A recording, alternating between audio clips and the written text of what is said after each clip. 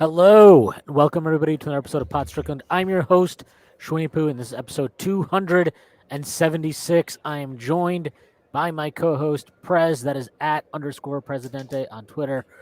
Prez, how are you doing on this fine Thursday night? Doing as well as Mitchell Robinson on Twitter at 7 in the morning on Thursday. Yeah, he was up early today. So you know that things are good then. Yeah, before we get started, I do have to make a few announcements. The first being that the Strickland has an Instagram. So please check that out. Give us a follow. That is at thestrick.land on Instagram. The Strickland also has a YouTube channel where you may be watching this podcast. If you are, please hit like and then subscribe to the channel if you're not already subscribed. That would be a huge help to us. The Strickland also is dropping new merchandise. So please be on the lookout for that. We got merch that dropped last week. We should have merch dropping sometime this week. And there should be even one more drop after that. So keep your eye out on that. Peruse through the Strickland store and see what catches your eye. Finally, the Strickland has a Patreon. You can subscribe to it. There are a number of different tiers. There's a $6 tier that gets you access to Pod Strickland, this pod that I host every Friday with Prez. You also get access to the Strickland mailbag that comes out every other week, hosted by Andrew Steele, a.k.a. Doug, a.k.a. the Doug Bag, along with Dallas Amico. You also get access to the Strickland Discord, where the conversation never quite stops. There are further tiers. There's a $9 tier that gets you access to Strick and Roll, my solo pod, where I rant and rave about the Knicks even more. You also get access to wonderful weekly premium articles by Matthew Miranda, one of the best in the business. There are further tiers. There's a $15 tier, $30 tier, $50 tier, and $100 tier. This comes with a variety of additional benefits, like listening on pod recordings, merchandise discounts, and even potentially co-hosting a podcast alongside yours truly one day. Whether you choose to subscribe or not, none of this would be possible without you. So without further ado, let's get started. The Knicks are streaking. They're still streaking. They've won 7 in a row. They absolutely destroyed the Nets last night in a game that it was 142-118. It honestly could have been like a 50-point game if the Knicks cared at all from the second half, but they didn't. It feels good. I mean, I don't know. I've talked about a lot about this team over the last couple of weeks, and it's just all coming together. And I think they're starting to get some of the attention from national media folks that wasn't there previously, which I find it's nice, but I also think it's kind of funny that it took Josh Hart's addition for people to kind of like understand what was actually happening with this team, because it was kind of happening even before he got there. And I do now wonder if, like, obviously he's been a huge addition. Don't get me wrong, he's helped a ton, but I do think if Mitch hadn't gotten hurt, I think they would have raised eyebrows even before what they've become now since the Hart trade. Yeah, the Mitch thing, I mean, Mitch is ridiculous, and people are realizing that he's, he's obviously not like some center who's going to score a lot of points. But as far as centers who don't score a lot of points, I mean, he's like thoroughly outplayed Nick Claxton. He's thoroughly outplayed Robert Williams. Like, he's just, as teams err on, undersized guys who can move a little bit and move with the ball and move without the ball.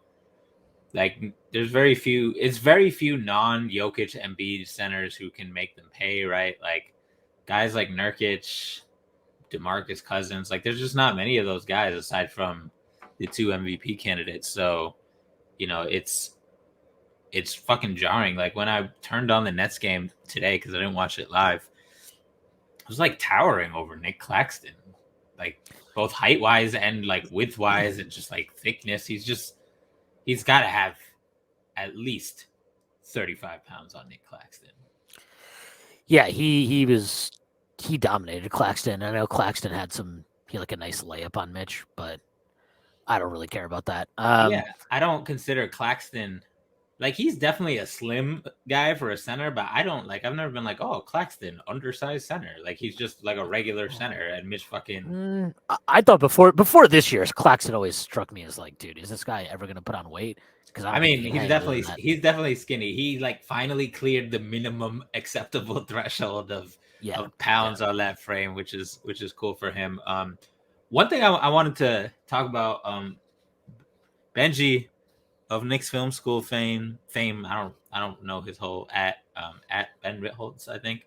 Yeah. Ben He did a Ritholtz, NBA, pretty sure. Yeah. Ben Ritholtz NBA. He did a cool video on basically Julius passing guys open. And it was it stuck with me, not just because the passes were cool and they led to makes, but I think we're at that point where enough guys are grooving and have played with each other, and there's enough of a mix of guys who know how to connective pass and guys how to move without the ball, that you're seeing kind of the chemistry that teams really develop when they're really fucking good and have played together for a while. Like it's not just Brunson and Randall shot making anymore. It's like guys know what they're gonna do. And even Josh Hart, like he just joined the team, but his like adaptability is so great and he's so intuitive. Like that play versus Boston where IQ did his one-legged fake thing, which is like my new favorite thing that anybody on the Knicks does, that you can only do when you catch. You can't do it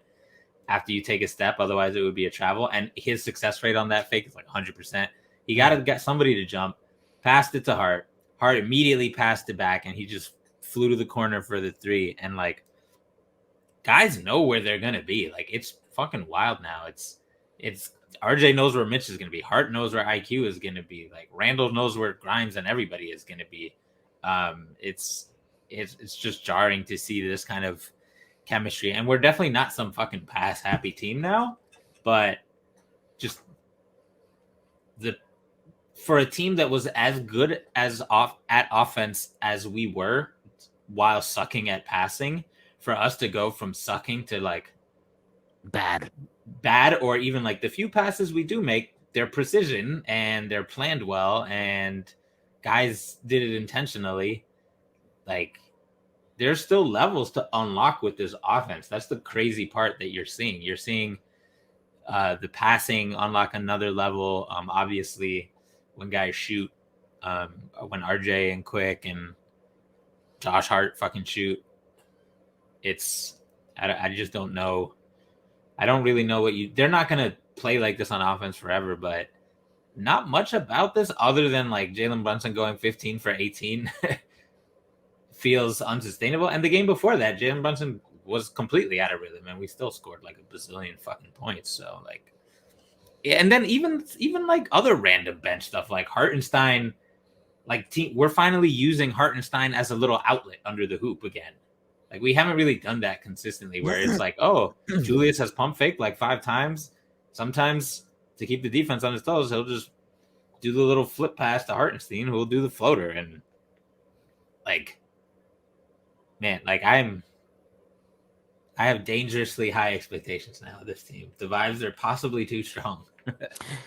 Yeah, no, I mean, I actually think like I know IQ's been shooting pretty well now for what seems like probably since December 4th, since they made that rotation change. That's like 3 months about. But like, you know, we still haven't seen any of those like 7 of 9 shooting games from him in a long time. From 3, I'm talking about. Grimes kind of had his first volume explosion 3-point shooting game in a while yesterday. RJ's looking like the last few games, his 3-ball looks a lot cleaner to me. I like those are the 3 guys specifically that I feel like, again, I know Quickly shot the ball pretty well for a while, but I still feel like there's more there. And yeah, the volume isn't like every night. It's like 2 of 4, 2 of 5, 3 of 5. Yeah. So I think like the volume could go up for him, but like more, I mean, Grimes and RJ just feel like, I know they haven't shot the ball as well as you would want them to this year, respectively. But like, I think it's coming. Like, I just feel like it could definitely happen now. This is also part of the season. Seasons are long. Sometimes you have extended shooting slumps. Like, this feels like they could go on a 20-game run here for both of them where they, you know, maybe Grimes shoots like 41% from 3 and RJ shoots like 37% from 3. And I know actually RJ, like over his last however many games, he's actually shot 36% for 3. Yeah, he's been like pretty average, like in a good way. His peaks and valleys are just so wild with that shit. It's so funny, yo. This reminds me, because I was watching part of the Celtics game today, and this was another sign that that the vibes were good. Like there were some plays, and this wasn't like at the end of the game. This was in the middle of the game, like the second quarter and stuff, where RJ definitely missed Randall wide open like 2 or 3 times, but he ended up getting good shots, or at least getting fouled or whatever, or sometimes he would turn it over. But like my point is, even with all of this, like RJ's still sometimes missing guys, but Randall, like you can see him on one possession, he like jumped like, pass me the ball, but RJ ended up getting a good shot and a foul, and he dapped him up after. And like you can see Randall and Brunson, I think, getting a little more comfortable finding a balance for incorporating RJ, and they're letting him kind of play through it a little bit. Like he had 5 turnovers in the game, but he also has some really nice buckets in the game. And a lot of those turnovers were it was about, I think 2 or 3 of them were dribbling, and the other 2 were like ambitious passing turnovers where it's like execution didn't work, but I see what you're going for. And I kind of think that's really cool. Like that shit is, he needs to be able to work through this. And if he can work through this while the rest of the team cooks, and he's still going to contribute to that, right? Because he's still like throwing alley oops to Mitch better than anyone else, and he's still getting layups really well, blah blah blah. So like, in addition to the shooting that you mentioned, like he's finally at a point where he's getting lots of touches, but it's still clearly the third guy. And it's not just lots of touches scattered throughout the game. Like there'll be stretches where they're like, all right, we're going to let RJ cook. And eventually he's going to just like, I mean, IQ's so instinctive that he's much better at it. But like when you have the roster set up for IQ to cook, he's going to make all the right decisions and all that. He's also used to kind of having that role now where he's coming off the bench and being the guy. RJ was the guy by default last year. He's never been the guy with options really. So this is kind of new for him in that sense, to have stretches of the game with Brunson and Randall where they're letting him cook. And he has Grimes as an outlet and Randall and Brunson as an outlet. So in a lot of ways, this is the first time he's cooking with shooting and scoring talent around him. So the numbers and the process is still a little shaky, but I think we're going to see some big RJ games soon because of that. And I think it's also showing up in his effort on the other end.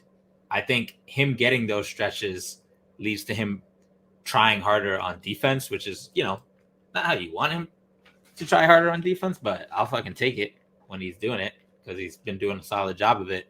So it's just something to monitor that I noticed versus the Celtics.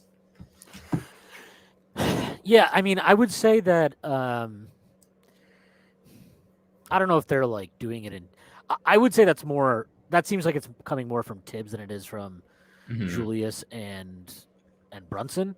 Yeah, that's probably more accurate. It's more Julius and Brunson just dealing with it well. Yeah, and I mean that's fine.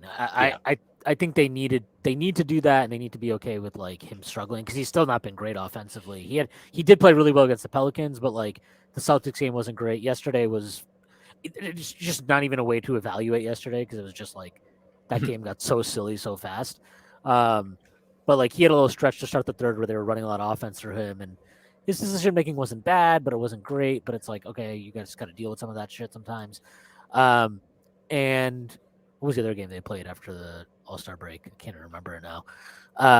Pelicans, Celtics, Nets. Yeah, Pelicans, he was great. He was awesome in that game.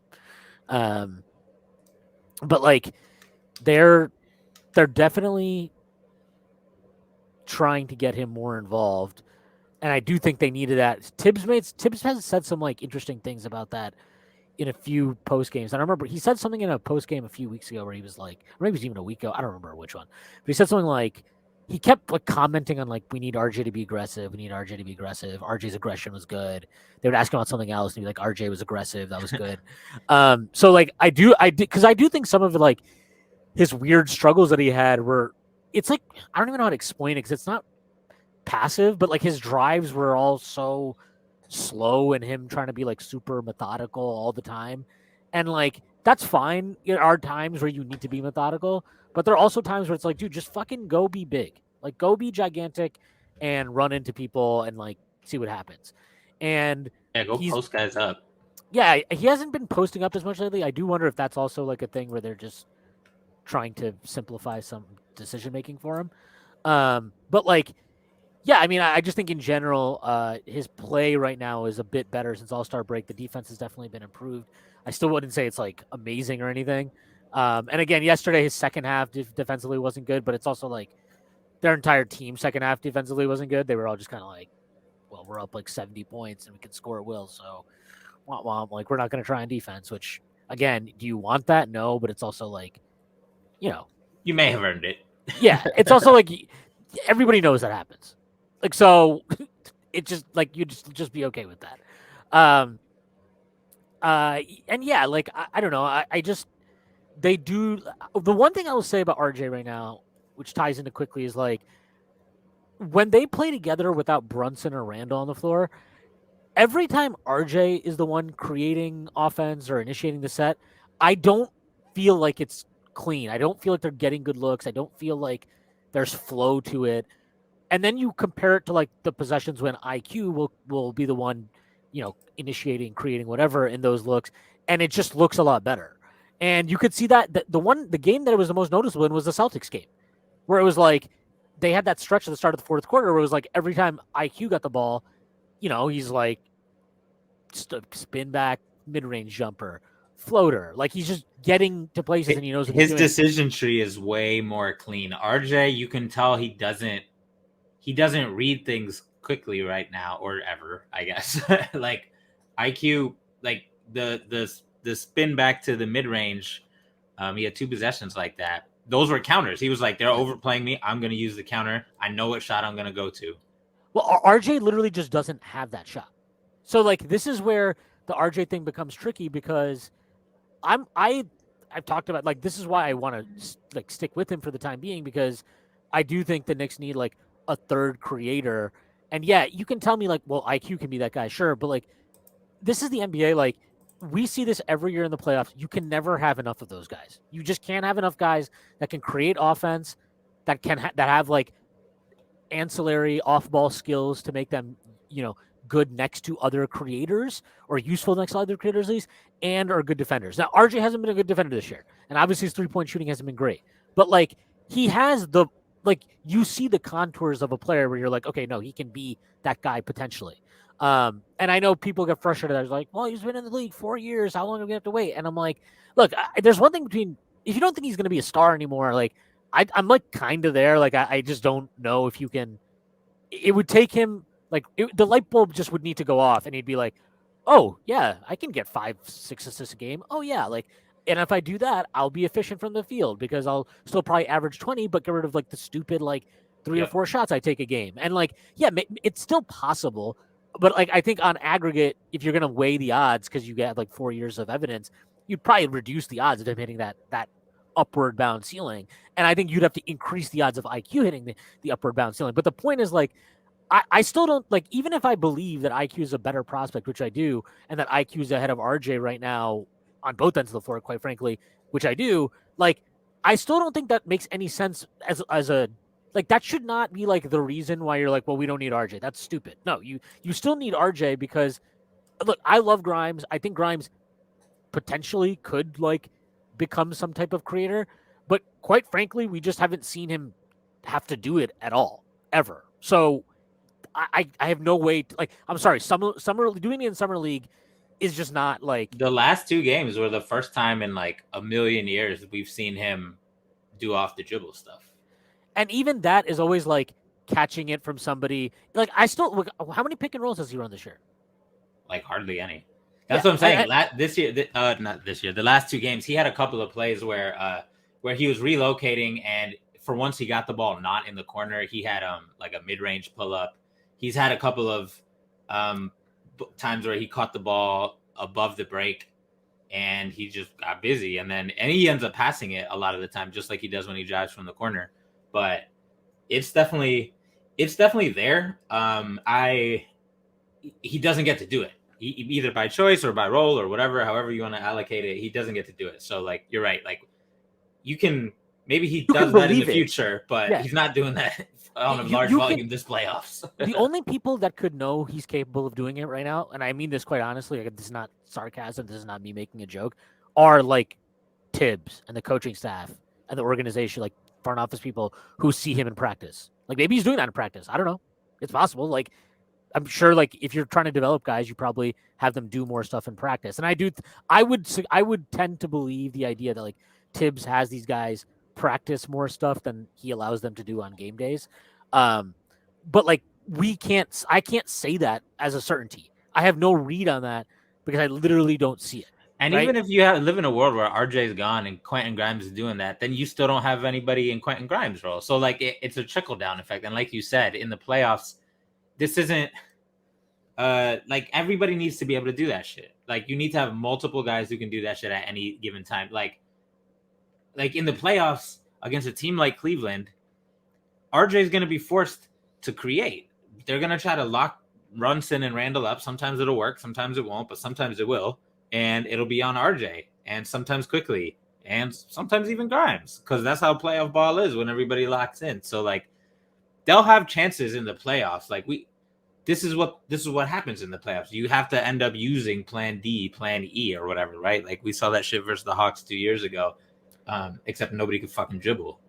Yeah, and I think like the thing with the RJ stuff with quickly, like those groups, I don't know, like I think they still grade out as a net positive over the year. I have to check, but like it just seems it seemed clunky this entire year for whatever reason, and maybe that's just my eyes deceiving me, but like no, that's just anytime RJ is involved, it's clunky. That's his game. Like he's not because he's not passing, and he doesn't have a lot of counters.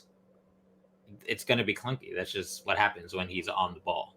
Yeah, and I think you see teams covering like they run that pistol action for him. You see teams, what they're doing now is when he comes up off it, they have the big show high.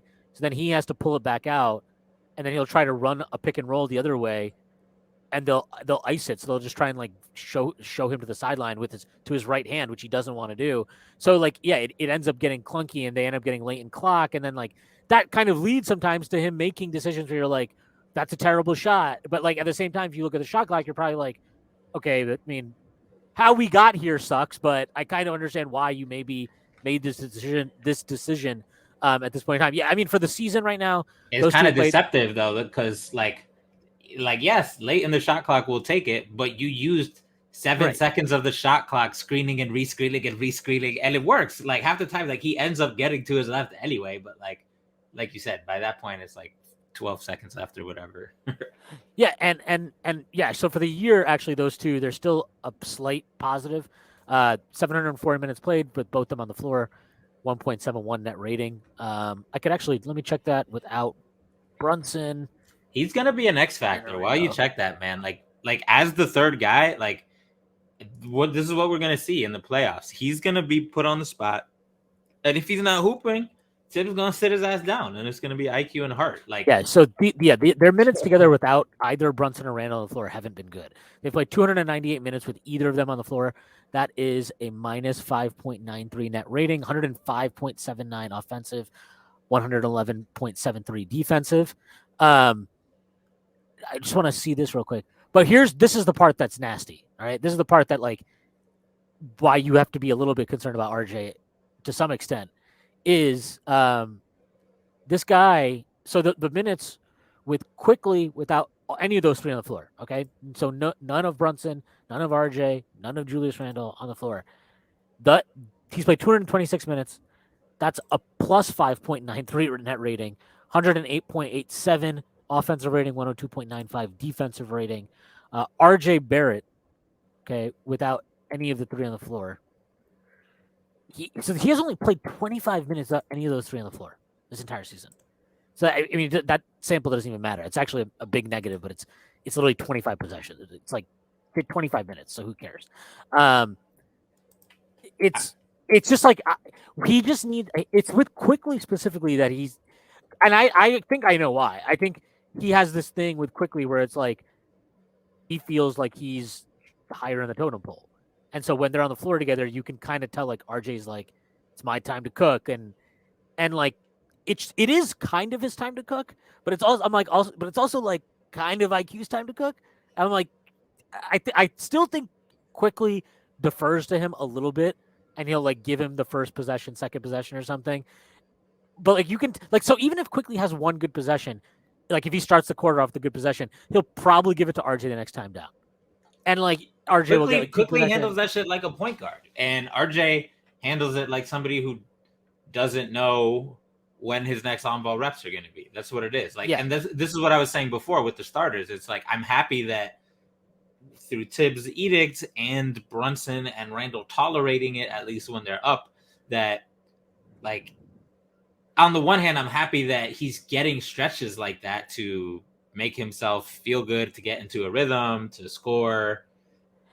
On the other hand, though, like we're doing this right now because we're fucking spanking teams and we have possessions to spare. And like when the shit is close and the games are close and the clock is low, like that's when it gets real dicey. And that's why you see Thibs sometimes prefer other lineups that don't have him. And guys like IQ and Brunson are all much more adaptable because they're better shooters and they're just better, right? Like full stop. So it is what it is. It's the vibes are really great right now and he's playing fine, but I think there's just like he's experimenting right now and the results of that experiment have a lot more implications than I think a lot of us otherwise would realize, just because we're doing so fucking well that it's like, who gives a shit?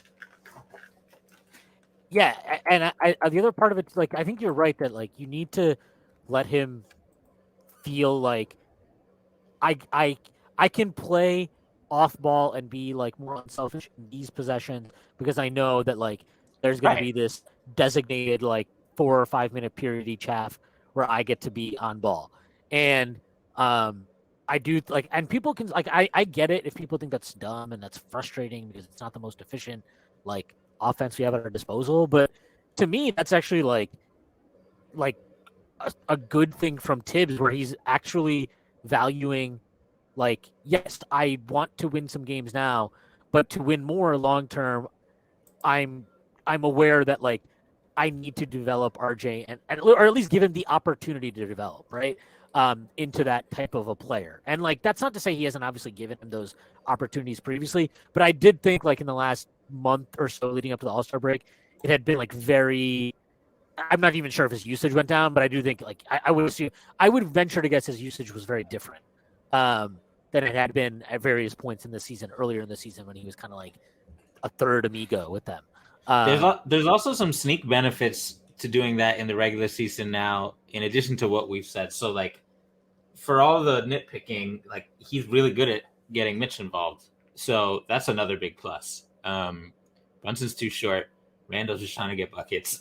So it's a lot easier for RJ. And letting Randall and Brunson take a fucking breather and just be off ball actually also helps. Like, especially after the ridiculous stretch earlier in the year, like you can, we're not the Warriors or the Jazz. Everybody's not fucking sprinting around in some movement offense. So when RJ and Mitch do their thing, that's a break. It's also like, I know Randall has done a much better job this year of like dumping off passes to Mitch and Brunson does like hit him on a lob every 8 or 9 games. But like RJ is the one guy that consistently actually has like a rhythm with him in the pick and roll. Yeah. And I think like, not that Mitch needs a bunch of touches to stay involved, but I do think like getting any big guy involved early in a game is usually like the key to them not crying and being annoying for the like I want more touches. And it's like remember last year where like we'd have like Mitch posting cryptic things like they don't let me touch the ball in the post, and I'm like, yeah, they don't.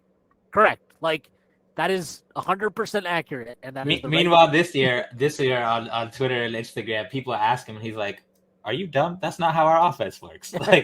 Like of course I don't touch the ball. I mean, I would also. I'm just guessing here, but like before you get paid, you're probably worried about that shit a lot more. Of course. Because you're like, am I going to get paid? Is this going to affect how much I get paid? Once he got paid, he's probably just like, okay, well, 60 million in the bank, we're good to go. And even when RJ shoots, like Mitch is right there, like that art, like Kobe assists, whatever. Like so, it really. I think that little stuff does matter. Like we don't talk about it as much as we used to back in the day. I know I sound like a fucking old guy on a rocking chair on my porch, but like feed the big, right? So he can run the court harder. Like that shit still matters, and it matters for the role players too. It matters for RJ. So like you do what you got to do, and it'll always be true. What you think? You think if Harden started every game just taking like 10 pull-up threes and like doing his Houston Harden thing, that Embiid would be like cool? Just I'll anchor the defense and box guys out and like set screens for you, dude. Like no way. Like that's not. This isn't just like for role playing bigs. This is all big. This is just how it works. Like all big guys ever in the history of basketball, other than like bench bigs who just kind of know that like they're there to be any starting big, especially. Just get them a touch. That's it. You don't need to run a bunch of fucking offense for them. You got to get them like a touch and just make them feel good about themselves for a second. And even stuff like having Mitch touch the ball at the top of the key and then like go hand it off to somebody else. It's like, oh yeah, you're involved, dude. Definitely.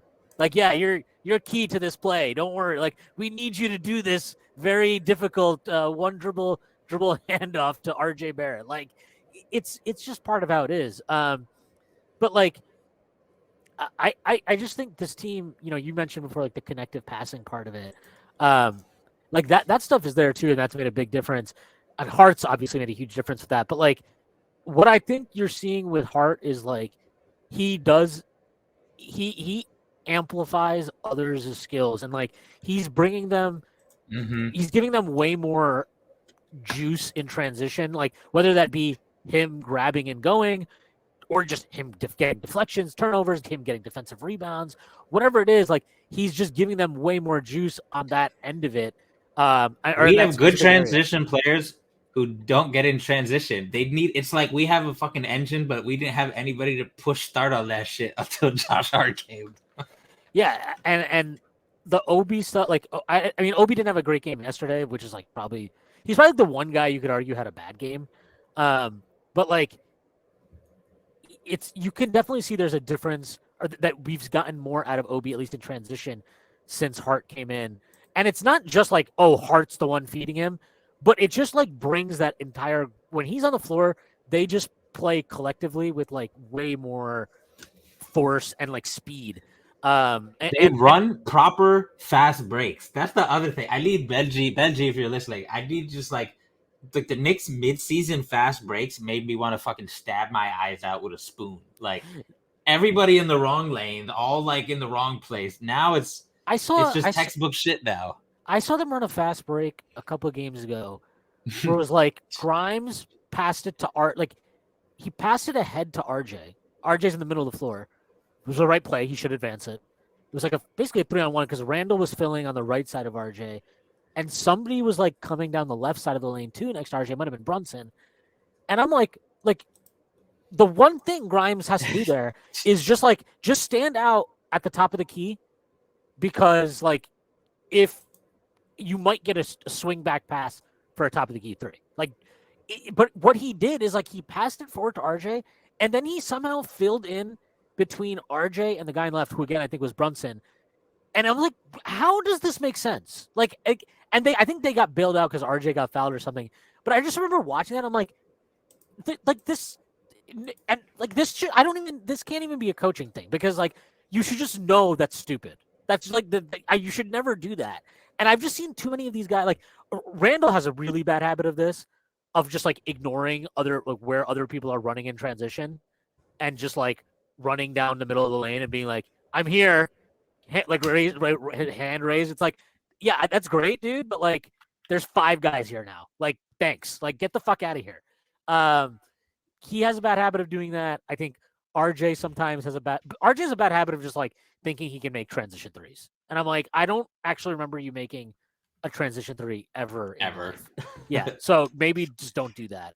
Um, but yeah, like you just see it with Hart. He's brought so much to the table. He plays with like obviously so much physicality. I think defensively over his career has been kind of like a middling defender, but with what we have in place, I think Exactly. he's just like what he does is so valuable. And the big thing with him is like, oh, we need a big wing defender. We need a big wing defender. He's not the optimal choice to be a big wing defender, but like he can do it. Like he can defend a guy like Tatum probably better He's than. quick and strong. Well, he's kind of. I wouldn't say he's quick, like getting I around. mean, quick compared to like RJ Barrett. Yeah, he's quicker than RJ for sure, and like he's also a guy that like can get stuck going over screens, mostly because like RJ, they're both like super jacked, and they're just like, what is this person doing here? Like, get away from me! Like, it's like no, you actually have to like try to avoid them. You can't just like. I just like Through them. love watching Josh Hart like close out on somebody a wing, and then they have the advantage and they do a quick first step, and he mostly stays with them. It's just so refreshing instead of somebody just like RJ just getting blown by somebody, despite RJ being like smaller than them or shorter than them. Yeah, no. I mean, he plays angles pretty well. Mm-hmm. But yeah, he just like he just makes a lot of sense. And like, I mean, this was the thing with Deuce too, where it's like forget the offensive side of it, where like Hart just is more confident and instinctive in what he's doing on the floor at this point in their careers anyway than Deuce is. But like defensively, you're running these units where it's like quickly Deuce, and it's like your three would either be RJ or Grimes. And like, yeah, maybe Grimes is a better defender. RJ has better size. Either way, that's like a pretty small lineup to run out for extended stretches. And then you would get into situations where it's like Deuce has to defend a bigger guard or something, and it just was like it's hard. It's just difficult, and it's not any one player's particular fault. But like now, when you go out with that bench unit, it's like whether it's RJ, whether it's or whether it's Grimes as like the third guy, quickly Hart with any of those guys, it just makes sense. Whether it's Brunson, like because quickly is I know he's like the same size as Deuce, but he's just way better equipped right now to defending those bigger guards, I think. Whereas Deuce is way better equipped defending point of attack players. But like it just opened up so many variations, and like honestly, man, every time they play and like RJ comes in right to start the second and fourth quarters with Quickly and with Hart, when they get into any type of rut and he just brings in Brunson for RJ, like the offense always just immediately starts flowing. Like they had a possession yesterday where as soon as RJ went out, obviously Brunson comes in and they ran this play where like it was, they run like a token screen for Brunson because they knew that Brooklyn had started trapping in the second half. He draws the trap, swings it to one side to Obi.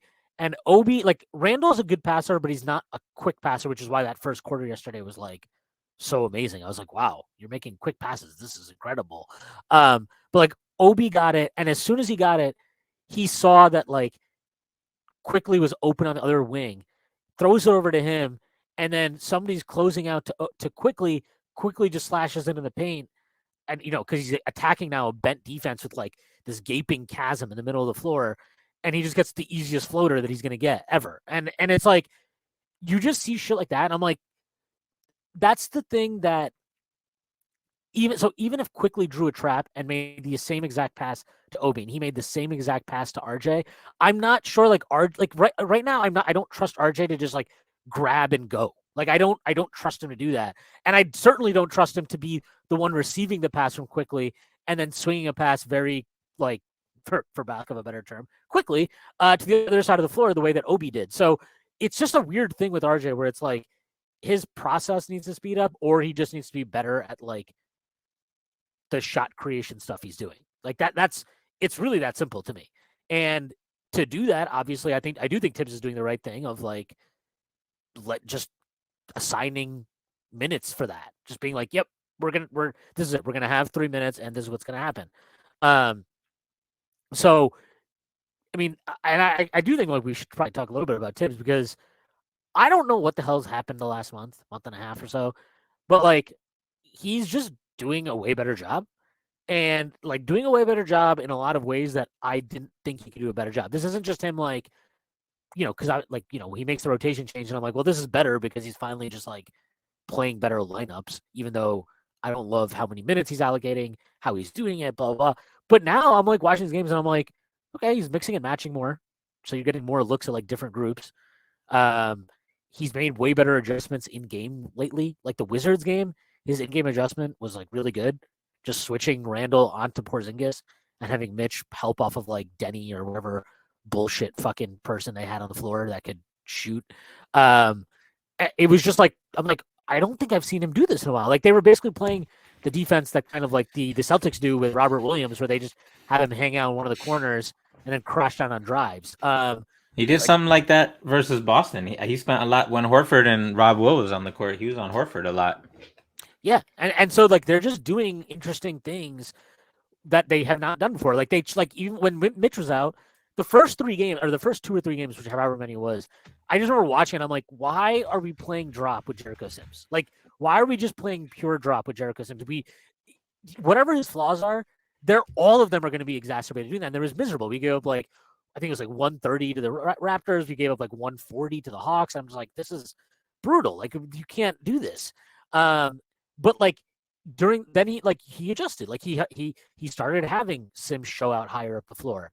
Not necessarily trapping or blitzing, but like showing out higher up the floor, where it's not just like a pure deep drop coverage play. And like you said, you talked about they're using Hartenstein a bit more.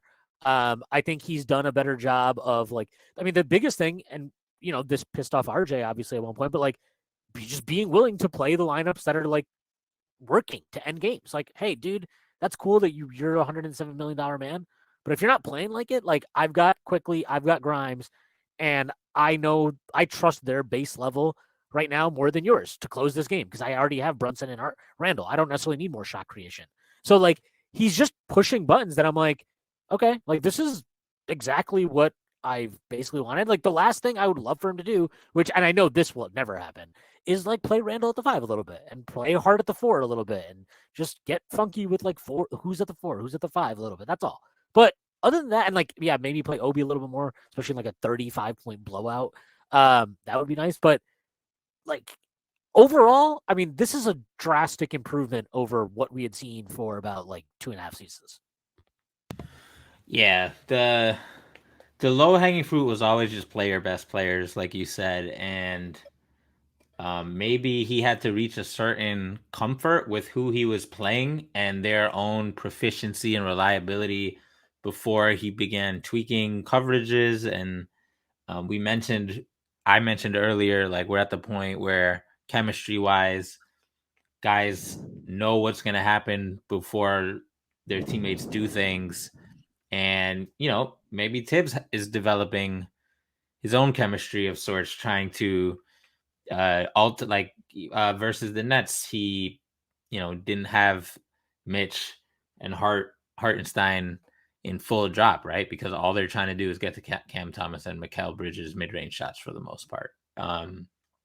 And he's just, I don't know, he's making some more of those in-game tweaks, like you said, or game-to-game tweaks, because something like that, the altered drop, that's probably something you decide ahead of time, not even in the game necessarily, if you're a sensible coach. So he's just being a little more open, and I think playing IQ and Josh Hart more, who are 2 defenders who he trusts to call audibles and who can actually execute those audibles, also works. I think it just makes his job easier. It makes him look better. Josh Hart is probably the one guy on the roster who can leave his assignment entirely and gamble for a steal credibly. And that shit matters, right? And IQ, his flawless rotations, we've talked about that plenty of times. So the few times he does deviate, IQ doesn't even deviate that much. He just does the scheme perfectly. So it's not even really deviation there. So it's like you said, there's still some other things left for him to do that are easy. There's still some hard puzzles left to solve, which is all the RJ Barrett stuff. I mean, that's why the Pelicans game was so interesting because I'm like, that's what the glimpse was. That was like, oh, if RJ Barrett plays well, we're just gonna annihilate teams. Oh my god, dude! I even thought about it watching the Celtics and the Nets game, like the fucking turnovers he had. Like I know they were The one like in the in some. Celtics game that drove me nuts was he drove. It was in the fourth quarter. The one that it drove me nuts because it was like, it was the right play, but it was an example of him having already decided what he was gonna do without actually reading the floor. Like, so he drove off a screen, kind of wide to the kind of like to the baseline, basically. So driving baseline, and because of how the Celtics guarded it, Brogdon had to 2v1 on the weak side, and he cheated over more to the wing than the corner. And I mean, some of that has to do with like you got Robert Williams and Horford down there. Like you kind of think that okay, maybe they can cut off the corner pass better than the wing. But it was like if he's gonna make a pass there, it had to be to the corner because Brogdon was like pretty clearly in position to and he was just like he was there. It was right to him. And I was like, that was the one that pissed me off because I'm like I know you. I've watched you play for like way too long. I know that you had already decided that that was what you were gonna do. This was not like I made a bad read. It was like this was the read the whole way. This was I was never not going to make this pass. But yeah, it'll get there, and I think when I mean, hopefully it gets there. But like if it does, when it does, whatever you want to say, again, like that Pelicans game, you're seeing that like that was just a pure example of like that's the real world example of what do the Knicks look like if RJ plays well, and it's like because right now he has to shoot well, score well to play well. His defense has been better, but like you're not going to get a big bump from him overall without him scoring well. And that's the best game he scored since All-Star break. So it's like, oh, so this is what it looks like. And I don't even think Brunson played that well in the game, if I remember correctly. Or Randall. Which I don't game? remember who. The Pelicans game. Somebody didn't Oh play yeah. that well. But like, I don't remember who. But it was like, oh, so it doesn't matter if they don't shoot well in this scenario. Because RJ did. And I'm like, this is amazing.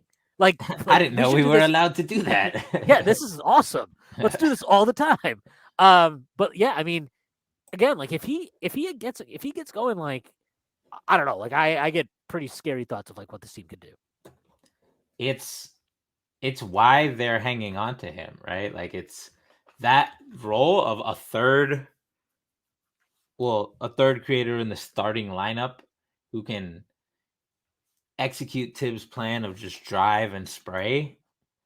Like it would make the offense click at another level. And the crazy part is he's physically he's in a better place than he was before. So he is getting by a lot of guys. Like sometimes it's clean blow bys, other times it's like, the craft and the spins and the hooks and all that. But like he's creating advantages. Now it's just like, okay, dude, like you did it.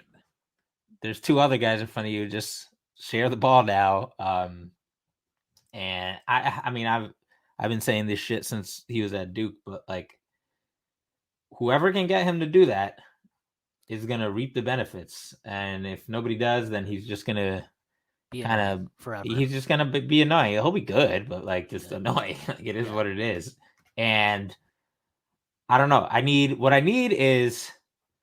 Johnny Bryant to have whatever intervention he did with Julius. I need him to hit up RJ in the offseason, or perhaps before the playoffs if he could swing it, and just give him a talk, because that you want to. If RJ started doing that shit before or during the playoffs, then this team would be a very big fucking problem.